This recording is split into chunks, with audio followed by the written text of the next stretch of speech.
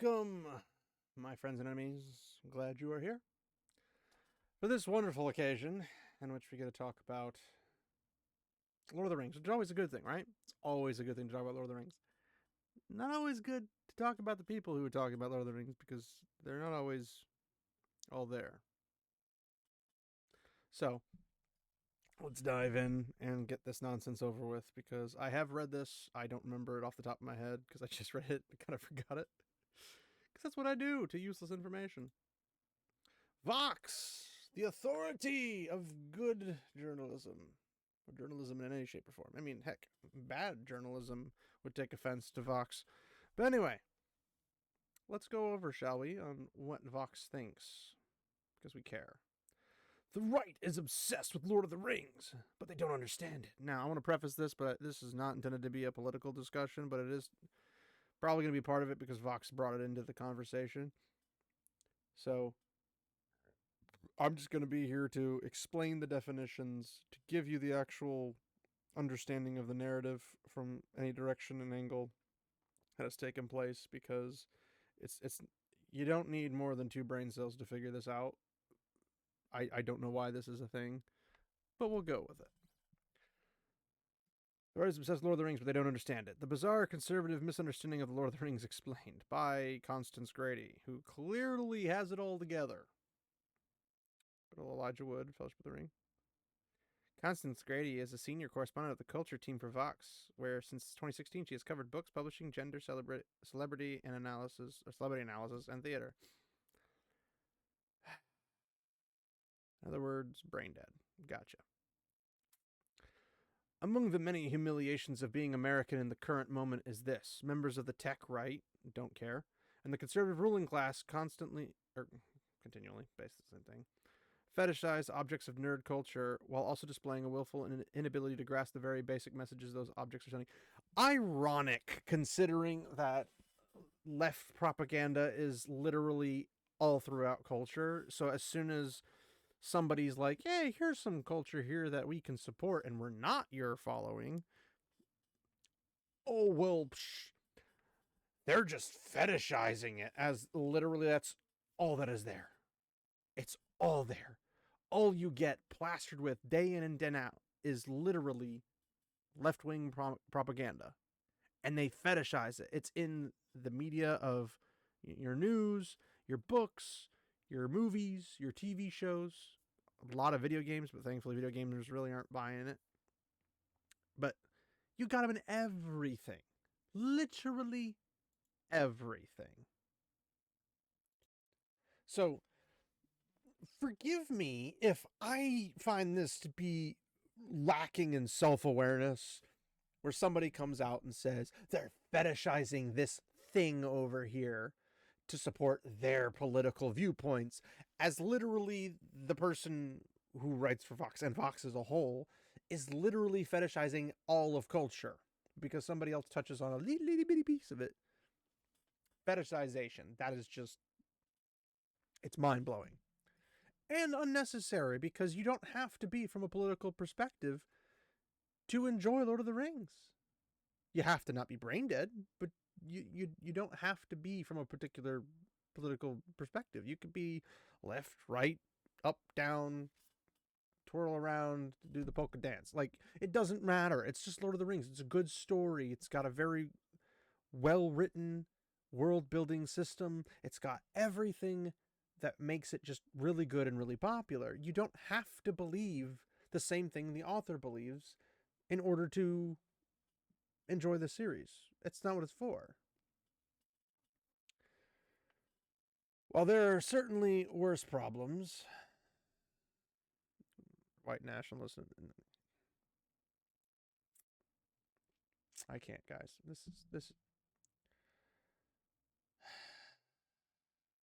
she's retarded. Just leave it at that. The blazing lack of reading comprehension from people who are allegedly smart does give one pause. How ironic, Constance. How ironic. And I say that without any sarcasm in my body, which is weird because I normally have all of it. Put simply, these people are bad nerds. No, you obviously haven't paid attention to any of the gatekeeping systems, because in the gatekeeping wars of old, aka last 20 years, whatever, in the gatekeeping wars, the bad nerds were the ones who let everybody in, like the traitorous scum they were. And no, I'm not saying let everybody in so they could participate. I mean, let in the way that people were allowed to do whatever they want to the material. Not that they were allowed to come in, but that they were allowed to come in and do what they wanted to the material. So,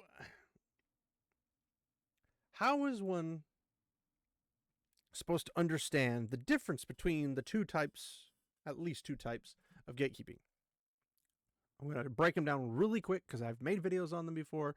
But the real quick is, one gatekeeping is, no, you cannot join in with my fun fandom, right? My group, whatever it is. The other one is, you can come in, but you have to participate as it is. You can't change the hobby. In other words, you can't make Warhammer with less war, aka no war. Like a literal person has said they want Warhammer to stop being about war. It's literally in the name. It's literally a grim, dark slaughterfest. And they're like, no, we want you to take out the war. We want you to take out the conflict. We want you to take out the male-only tropes and blah, blah, blah, blah. And it's just like, then you're not doing Warhammer at that point. You're just not. You're just not. It's like, we're going to go Lord of the Rings, but we're going to give it skyscrapers. We're going to take all the farmland and turn it into parking lots. And, you know, we're going to burn all the Ents and turn all the trolls to stone so we can have cool statues and clear out some room for those parking lots. Then you don't have Lord of the Rings. You're literally removing Lord of the Rings from Lord of the Rings. That's how that works. So one group says you're not allowed to participate. That's not what the gatekeeping is from the perspective of fandoms. That's the perspective of people who are not able to get into those fandoms because they wanted to go in to change things. And then the actual true gatekeeping is when you let people come in. It's like, sure, come and join the hobby. We'd love to have you. And then as soon as somebody says, well, what if we made this person gay? And you're like, how about you leave? Because now you're trying to disrupt the fandom. You're trying to become an authority of the fandom, and that's not what we want. That's not what should be. It shouldn't be allowed because you didn't write the series. If the author comes out and says, well, actually, you know what? I made that character gay. I just forgot to write it. Well, it's the author's right to some extent, but if it's not in the book or if it's not in the source material, it can be freely disregarded, technically speaking. Now, people can also accept it because the author said so, but also that could kill the fandom for some people because it's like, well, now you're not even holding to your own principles and values, and then this changes this particular interaction with this character and this character, or this person and this cause, whatever the case might be. I'm not saying that just because they're gay, but just like them changing something about something not in written form in the book or something that conflicts with something else causes problems, which is why once it's source material, you leave it alone. You can add to it down the road, but it can't contradict the stuff in the past. So if you want to introduce a new character and they're gay, people probably won't freak out too much depending on what it's in. I mean, if you put it in Lord of the Rings, people will freak the flip out. If you put it in something like Game of Thrones, no one's going to bat an eye. Nobody cares. Because it's not about they hate them gays or something. But what they do care about is that it's consistent with the thematics. A Catholic-based work is not going to have gay people in it. It's just not. Maybe you could argue someone in Middle-earth is gay. You could argue that, but you have no source of material confirming that, and therefore it doesn't exist. That's just how it is. Whether you like it or not. I didn't write it, you didn't write it, we don't have a say. Sorry. But that's what gatekeeping is. So this person saying the blazing lack of reading comprehension for people who are allegedly smart does give one pause. Well, you claim probably to be allegedly smart, or smart. I say allegedly to that, but these people are bad nerds. I could point to many a bad nerds, and it's very easy because they don't follow the source material. It's literally that simple. If you follow the source material and you care about the source material, you're a good nerd. You're good at being a nerd. You're a bad nerd if you ignore that and you just bypass everything and want to change everything for your own purposes. Fandoms aren't for you. You are part of fandom. That's how that works. It's not the other way around. Probably the text there most consistently prone to misreading is The Lord of the Rings, J.R.R. Tolkien's beloved fantasy. Well, is it beloved or is it not? Because it can't both be beloved and be propaganda.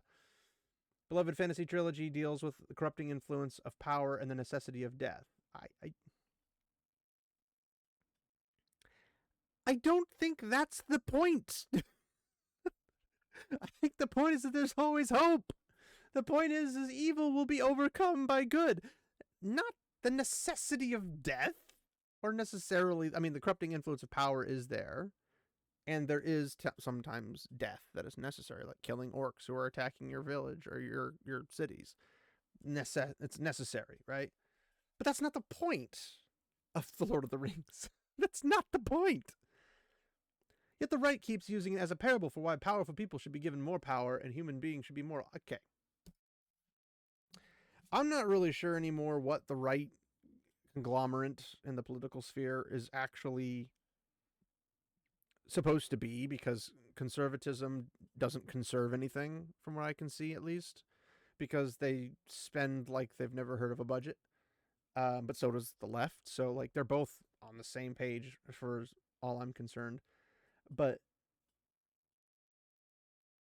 I don't think, because when you go left to right, you got authoritarianism on the left and you have supposedly closer to anarchy on the far right. Like it's the parallel is one's trying to do less government, because more government equals more spending, it equals more, your usual stuff like that you expect that would not be very conservative, because the more government you have, the more left you naturally go, because authoritarianism is when the government gains more power. So you don't get authoritarianism by going away from more power. Now, that's what the right should be doing. What they're actually doing, that could be an entirely different story. But I can also say I'm an Oompa Loompa, but I'm 6 foot, right? Like, am I an Oompa Loompa now? I'm not orange. I don't have like green hair. I'm not short. I'm not a midget, right? Like, just because I say something doesn't mean that's what I am. Unless it's true. But then it's true because of the actions. That's why you say never believe a politician, because they're lying to you. And you know this because their mouth is moving. So, human beings should be immortal. Actually, no, human beings should not be immortal. Human beings in Lord of the Rings literally are the ones literally supposed to die? I don't know what you're on about, but you obviously don't know your Tolkien. So, elves who are tied to Arda are immortal, more or less. I mean, they can die, so to speak, but they're not like dead. Like, they can get reincarnated, essentially. But the only ones who are, like, humans are not the ones that come back. They actually attack Valinor and the Valar, specifically the Númenóreans, because they wanted to be immortal because they were scared of death, even though Eru says it's a gift of death. But no one, who on the right's going, powerful people should be more powerful? That's not Lord of the Rings. Unless you're a bad guy. Human beings should be immortal. Who says that? No one in any political party can guarantee that as like a campaign promise. So who would vote for that? And now we're going to just swerve away from Tolkien to Elon Musk because I care. Most recently, Elon Musk posted his Platform X. I don't care. He can post whatever he wants. It's his platform. That Tolkien's peaceful habits were able to live idyllic lives in the Shire only because they were protected by the hard men of Gondor. That's a true statement. I'm sorry. So far, Constance, is it Constance? Constance. Sorry, Constance. Elon is more informed about Lord of the Rings than you are. That must hurt. Referring to the human kingdom entrenched in a battle against Mordor, I mean, there's also the Rangers and Arnor's kind of little area and, you know, Angmar and all that jazz. But, I mean, details! Who needs details? Oh, goodness. England, Musk declared, must also ally with hard men. In this case, the far-right anti-Islamic activist Tommy Robinson. Well, I mean, I don't know England's political leanings. I don't know how they're right and they're left, because as far as I'm aware, the Conservatives are like left, because it's like backwards, I believe. I don't know, so don't quote me, because I don't keep up with foreign politics. But I don't know. It's anti-Islamic. I mean, Islam's anti-gay, and anti-LGBTQ plus, and is also full-blown authoritarian, anti-democracy. So, if you're anti-Islamic, does that make you pro-democratic? I don't know. I don't know, and at this point, I don't even care. Like, UK is falling apart. But Tommy Robinson, good guy, bad guy, it doesn't matter if you like the guy or hate the guy or whatever. That's Elon's position. To restore its own peace and tranquility. Robinson is currently on trial in the UK. I mean, from what I understand, when is he not? Accused of refusing to comply with counterterrorism police, and says Musk is paying his legal bills. Accused of refusing to comply with counterterrorism police. Well, counterterrorism would be looking at the terrorists, who would be the who? Those not so British names with those not so British religions with those not so British islanders. Maybe. I mean, didn't you know Muhammad is the most British name you can have now? But okay. Following must lead. And again, Musk, if he's paying his legal bills, he has his reasons. It's his money. I mean, if you have a problem with somebody using their money how they want to, then everyone's going to be able to have a problem with how you spend your money. So I'd stay out of that if I were you. Following must lead. The Department of Homeland Security posted an ICE I don't freaking care. An ICE recruitment ad using a screen grab of Mary, played by Dominic Monaghan. I think that's how you say it. Monaghan. Dominic Monaghan. Monaghan. One of the hobbits in Peter Jackson's Lord of the Rings movies. I mean, if you have to explain that to people, they probably aren't intelligent to begin with. Superimposed over the image is a line of Mary's dialogue. There won't be a Shire Pippin. That's not superimposed. That's literally a line from the movie. And then below it, the URL joinice.gov. I mean, honestly, that's a pretty good ad. Not gonna lie. It fills in. Like, whoever did that, give them a freaking promotion. Because it makes sense.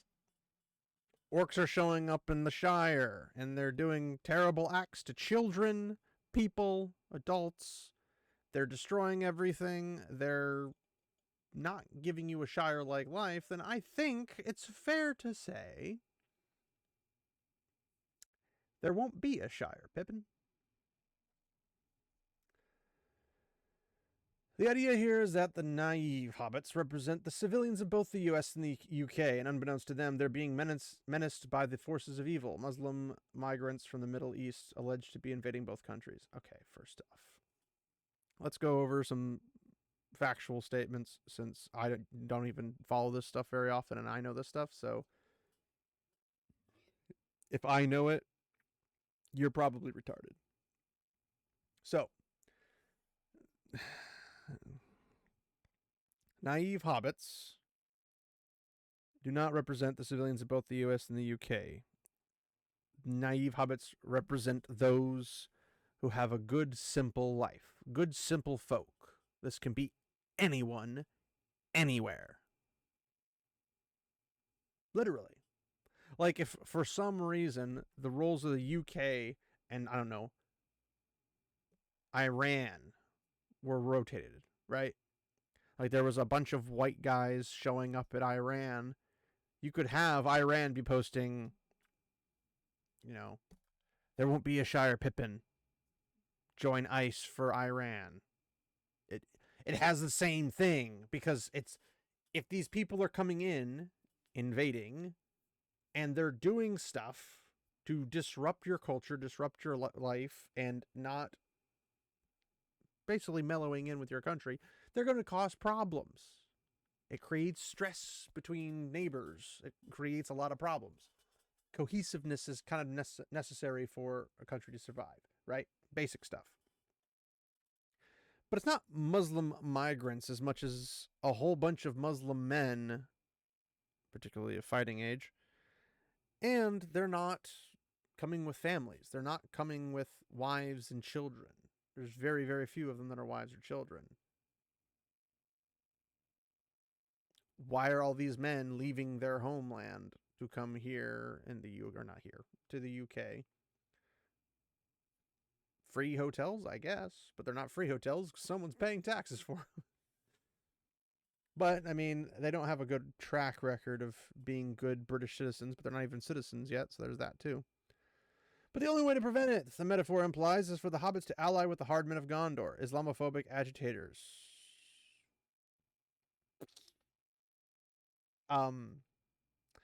No, the hardmen of Gondor would be anybody who cares about the people with simple folk, simple lives, and they're trying to keep the forces of darkness at bay, because that is what literally Gondor does.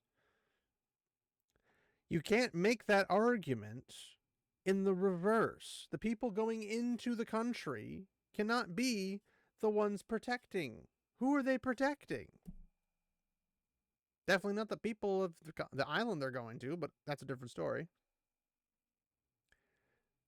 And they keep saying Islamophobic as if it has meaning, because an Islamic phobic or an Islamic group owning Vox would shut Vox down and not prevent them from using LGBTQ terms. So, I mean, you guys are Islamic phobic for supporting them, ironically. For Musk and masked militias who attack unarmed civilians for the DHS. I mean, there's something to say when your government doesn't do its job, which is most of the time, if not all the time. It's another thing to say they're fixing it, which almost never happens. So there you go. Before their way of life is gone completely. For a lot of people, the way of life is already gone, so you can just count that one out. However, you do not need to be a deep scholar of Lord of the Rings. You clearly don't to write this article, because you don't know squat. And friends, I am not one. Yes, we know. Very aware. Thank you. To understand that this metaphor completely falls apart after a single step back. The last single step back you have is a golem back into the freaking volcano Mountain Dew. Like, I wouldn't take that step back, just saying. In Tolkien's books, okay, you're not a deep scholar. You don't clearly know anything that you're talking about, but let's hear your thoughts on it. I'm not a scholar, but at least I have reading comprehension. So we'll go with that. In Tolkien's books, it is not the men of Gondor who turn back the forces of evil and save the Shire. It's those gentle, peaceful hobbits who pull off the whole thing.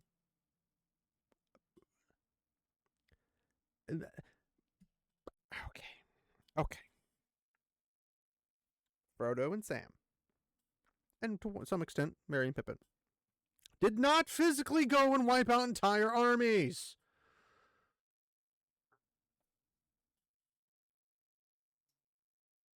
Going and throwing a ring in a volcano does not stop the evil going on in the middle of Middle-earth. That's not how that works. You literally, and I mean to the very nth degree, you literally have to use armed forces. This is literally why the Battle of Pelennor Fields, the Battle of Isengard, the Battle of the Black Gate, the Last Alliance of the Men and Elves. That's why these battles are going on, ironically, without hobbits, except with the exception of 2. They were both at the Battle of Isengard, technically speaking, both at the Battle of Pelennor Fields. But the idea that they were the ones going out there and just mowing down orcs because they're so gentle, peaceful hobbits. No, it was the gentle, peaceful hobbits who got over their naivete and were like, there won't be a Shire. That's why they're doing what they're doing. So congratulations on lack of reading comprehension. They're the only species able to carry the One Ring of Power. That's not necessarily true. It's just they're more resistant to it because they're hard. You can't really tempt somebody who's content.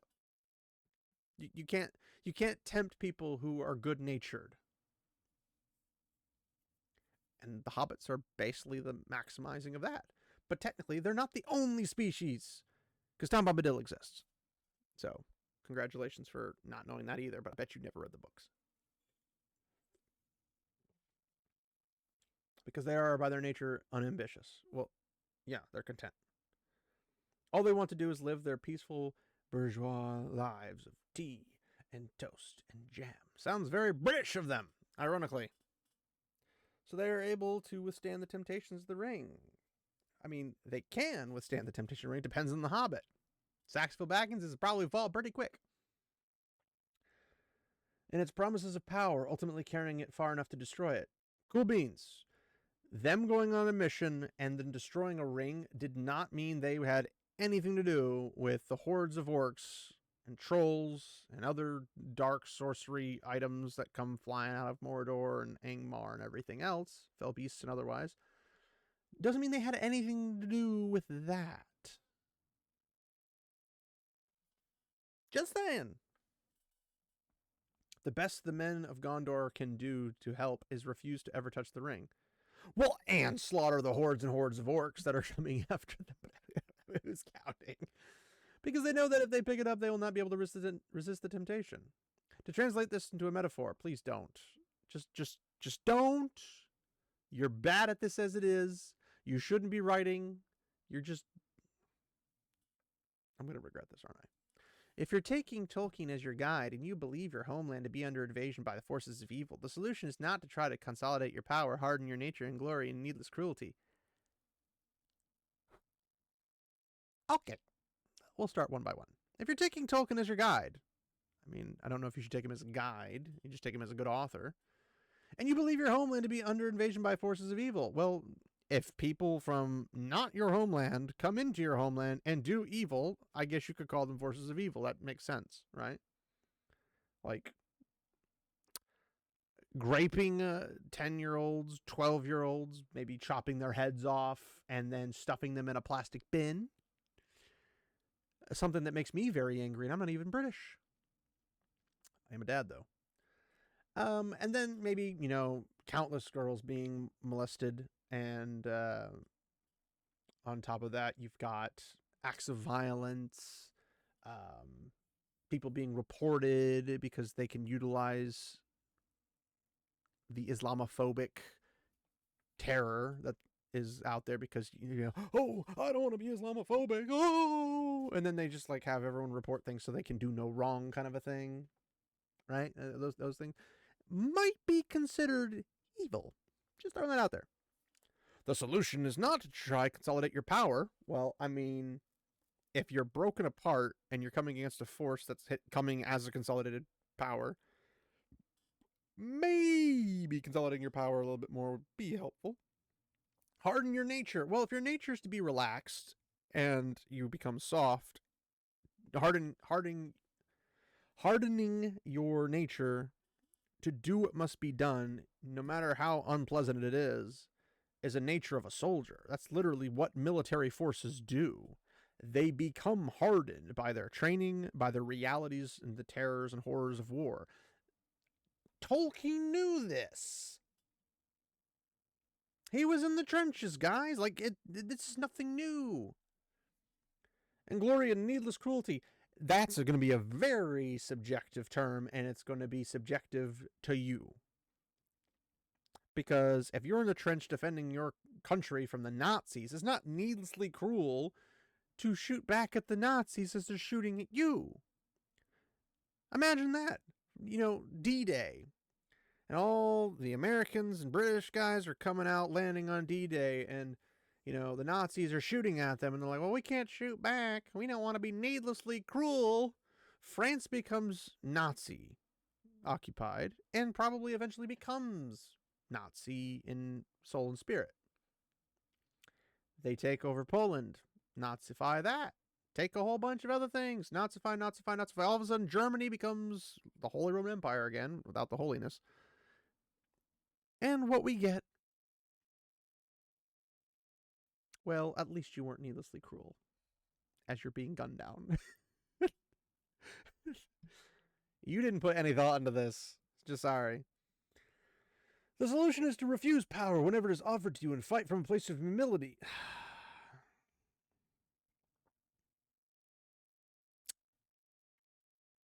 Okay. Soldiers do not fight from a place of humility, and they don't refuse the power to do their job when it is necessary, because it would mean the death of them. You should stop talking. But no, please keep talking, because everyone's going to make fun of it. The DHS, Department of Homeland Security, and Musk aren't the only members of the new right. What do you mean the new right? They're either right or they're not. To use Tolkien to justify their actions. I mean, you're trying to use Tolkien to make your side seem normal and okay, whatever. As David French told, I don't know who that is, told today, explained earlier this fall, Vice President J.D. Vance has described Lord of the Rings as fundamental to his journey in conservatism. Maybe because it's a conservative written series. I mean, just saying. Like, the guy who wrote it's conservative. The English conservative, whatever that means. So much that he named his venture capital firm Narya after one of the Tolkien's magical rings. I believe they call that inspiration. Sorry, it exists. Vance's mentor, Peter Thiel, named his own venture capitalism firm Mithril after one of Tolkien's magic metals. I mean, Mithril, it might be after Tolkien's magic metals specifically, but Mithril's been in fantasy for a hot minute. So, who knows? An AI platform Trump is using to surveil and monitor Americans, another one of Thiel companies, is named after Palantir, a magical artifact that the Lord of the Rings villain Sauron uses to monitor and deceive the people of Middle-earth. Okay. Palantirs are not used inherently for evil purposes. They're literally FaceTime. It's literally all they are. It literally lets you look, and you go from one point to the other point. You communicate from long distances. It's called a phone with visual.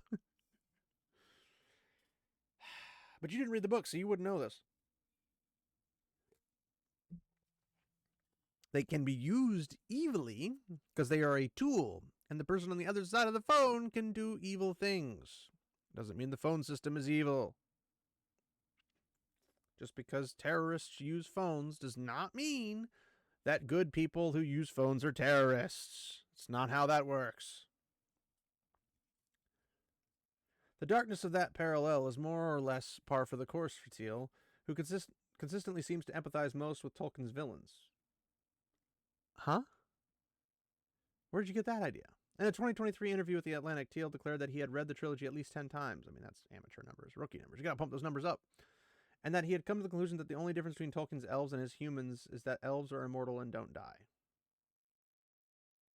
Cool story, bro. What does that have? Is that the villains? Why can't we be elves? Asked Thiel, who has spoken at length about his interest in extending his own life, perhaps to the point of... Well, everybody is interested in, I want to live longer. This is not... Are you telling me that people on the left are like, I want to shorten my lives? Wait.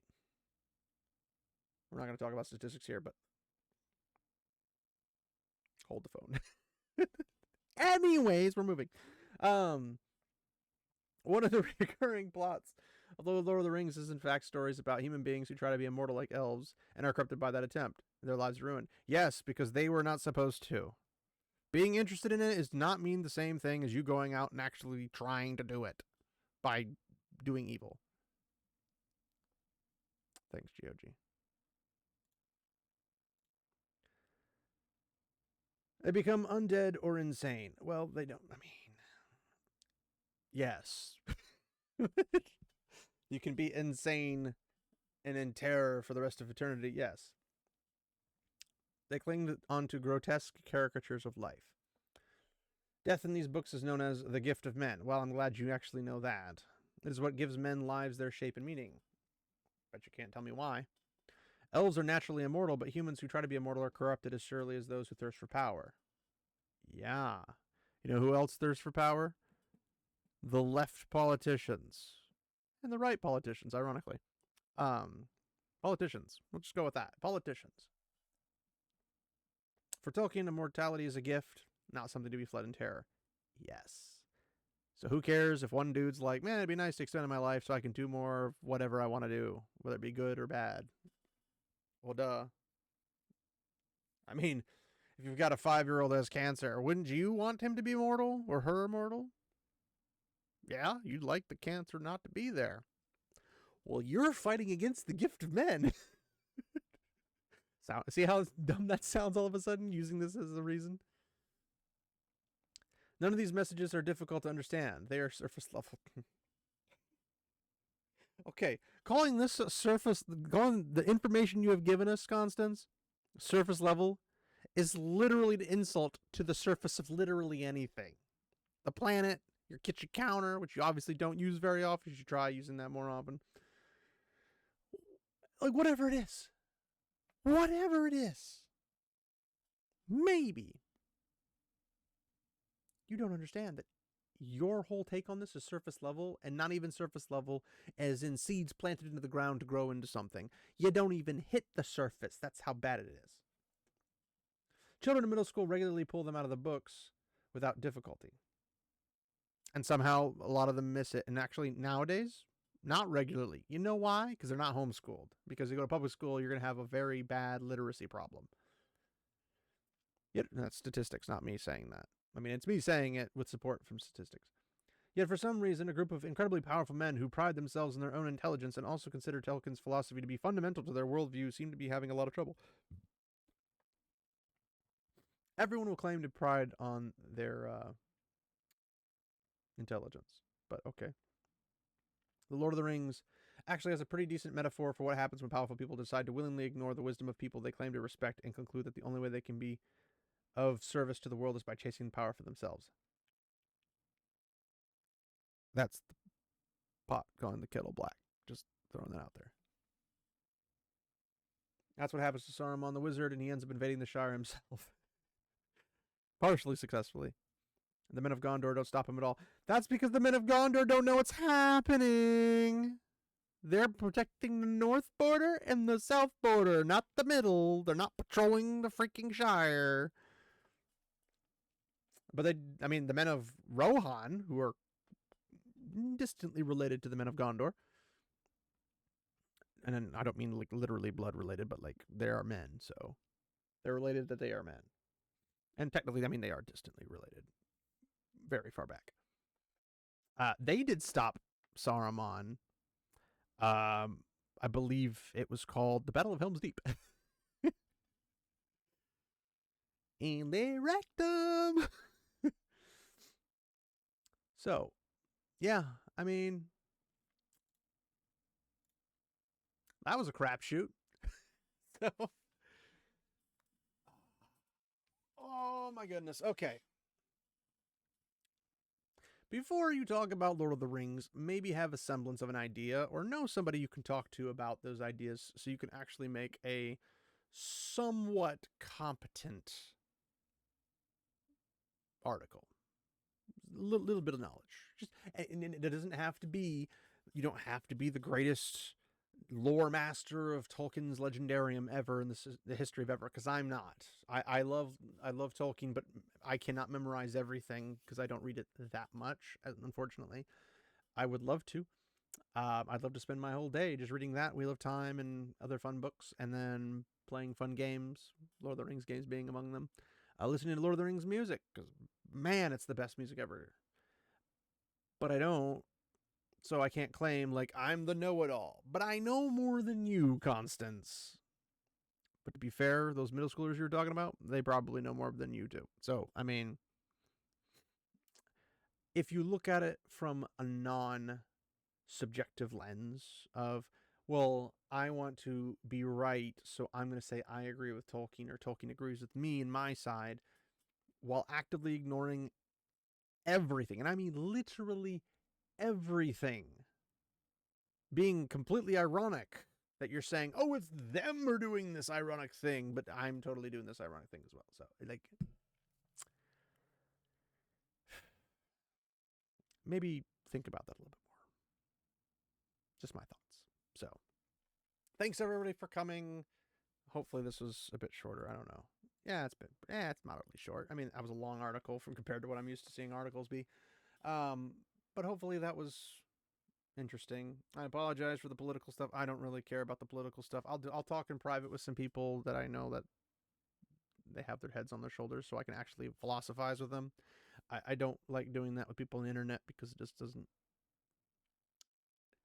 People love to be right, or they love to be right rather than correct, and they love to be egotistical instead of humble. I don't have any desire to do that. I mean, I'll shoot shop with you guys on things, but I'm gonna quickly stop if I deem somebody's just not listening to how things actually operate, because definitions are important. But hopefully you guys enjoyed it. Check out the description for socials, for companies to support, and content creators to support. Thanks for watching. That's your support for me, and I greatly appreciate it. Here's to hopefully growing steadily. And keep an eye out for our Friday night, or not Friday night, Friday and Sunday videos at 12 p.m. Central Standard Time. And then on our Tuesday live streams, 7 p.m. Central Standard Time. And hopefully you guys will join us for those live streams and pop into chat and hang out and figure out cool stuff, because we like to have fun and like to talk to you guys. And maybe I'll show you for the umpteenth time my Lord of the Rings collection, because I do that every time. Just ask Grey Pilgrim. But anyway, thanks everybody for coming by. Thankful you're here. You mean a lot. Walk in the light, my friends.